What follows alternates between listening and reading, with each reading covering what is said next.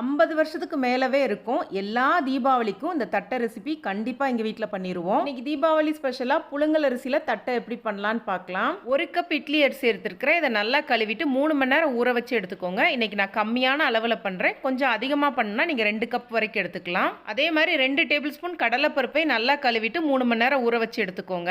1/4 கப்பை விட கொஞ்சம் கம்மியா உளுந்து எடுத்துருக்கிறேன். இதை லோ ஃப்ளேம்ல வச்சு வாசனை வர்ற அளவுக்கு வறுத்து எடுத்துக்கோங்க. கலர் மாற வேண்டாம். இது கேஸ் ஆஃப் பண்றதுக்கு முன்னாடி 1/4 கப் பொட்டுக்கடலை இதோட சேர்த்துட்டு பொட்டுக்கடலை லைட்டா சூடு கொடுக்கையுமே கேஸ் ஆஃப் பண்ணிட்டு நல்லா ஆறுனதுக்கு அப்புறமா மிக்சியில போட்டு பொடி பண்ணி சலிச்சு ரெடி பண்ணி வச்சுக்கோங்க. கடலைப்பருப்பு நல்லா ஊறினதுக்கு அப்புறமா தண்ணி எல்லாம் வடிச்சிட்டு இந்த மாதிரி துணியில சுத்தி வச்சுக்கோங்க. அப்பதான் பருப்பு தண்ணி இல்லாம இருக்கும். அதே நேரத்தில் அரிசி இங்க ஊறிடுச்சு. இதை நான் மிக்சியில போட்டு அரைச்சி எடுத்துக்கிறேன். நீங்க அதிகமான அளவுல பண்ணீங்கன்னா கிரைண்டர்ல போட்டு அரைச்சி எடுத்துக்கோங்க. அரிசி பார்த்தீங்கன்னா நல்லா நைஸா வலுவலுன்னு அதே நேரத்தில் திக்காவும் ஆட்டி வச்சுக்கோங்க. இதோடவே நம்ம சலிச்சு வச்சிருக்க பொட்டுக்கடலை உளுந்த மாவு ஊற வச்சிருக்க கடலைப்பருப்பு தனி மிளகாய் தூள் பெருங்காயம் சின்ன சின்னதாக கட் பண்ண கருவேப்பிலை தேவையான அளவு உப்பு சேர்த்து நல்லா கலந்து எடுத்துக்கோங்க. நல்லா கலந்து எடுத்ததுக்கு அப்புறமா இதில் 1.5 டேபிள் ஸ்பூன் உருக்கின வெண்ணெய் சேர்க்கிறேன். வெண்ணெய்க்கு பதிலாக நெய் இருந்தாலும் சேர்த்துக்கலாம். மாவு ரொம்ப கெட்டியாக இருந்தால் தேவையான அளவு தண்ணி தொளிச்சு மாவை ரெடி பண்ணிக்கலாம். ஒருவேளை மாவு லூஸாக இருந்துச்சுன்னா தனி பொட்டுக்கடலை மாவு போட்டு மாவை அட்ஜஸ்ட் பண்ணி இந்த பதத்துக்கு ரெடி பண்ணி எடுத்துக்கோங்க. சப்பாத்தி மாவோட கொஞ்சம் லூஸாகவும் முறுக்கு மாவோட கொஞ்சம் டைட்டாகவும் பிசைஞ்சு ரெடி பண்ணி வச்சுக்கோங்க. இப்போ இதை சின்ன சின்ன உருண்டைகளாக உருட்டிட்டு தட்ட ஆரம்பிச்சிங்கன்னா ஈஸியாக இருக்கும்.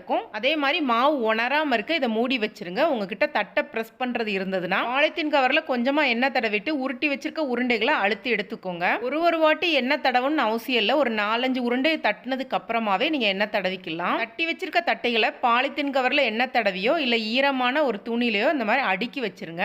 எண்ணெய் நல்லா காஞ்சதுக்கு அப்புறமா கொஞ்சம் கொஞ்சமா போட்டு பொரிச்சு எடுத்துக்கோங்க. எண்ணெயில போடையுமே நீங்க கரண்டி வச்சு கிளறக்கூடாது. கொஞ்சம் வெந்ததுக்கு அப்புறமா நல்லா திருப்பி விட்டு பொன்னிறமா ஆனதுக்கு அப்புறமா எண்ணெயில இருந்து எடுத்துருங்க. நல்லா மொறு மொறுன்னு ரொம்ப டேஸ்டியா இருக்கும். எங்க வீட்டில் எல்லாரோட ஃபேவரட் இந்த தட்டை தான். பார்க்கறதுக்கு கஷ்டமா இருக்கிற மாதிரி இருக்கும். செஞ்சு பழகிட்டீங்கன்னா ரொம்ப ஈஸியா இருக்கும். ஃபர்ஸ்ட் டைம் ட்ரை பண்றீங்கன்னா நான் சொன்ன அளவுகளில் ட்ரை பண்ணி பாருங்க. கண்டிப்பா ட்ரை பண்ணி பார்த்துட்டு கமெண்ட் பண்ணுங்க. இந்த தீபாவளிக்கு உங்க வீட்டில் என்னென்ன பலகாரம் பண்றதா இருக்கிறீங்கன்னு கமெண்ட் பண்ணுங்க. வீடியோ பிடிச்சிருந்துச்சுன்னா லைக் பண்ணுங்க, ஷேர் பண்ணுங்க. நன்றி, வணக்கம்.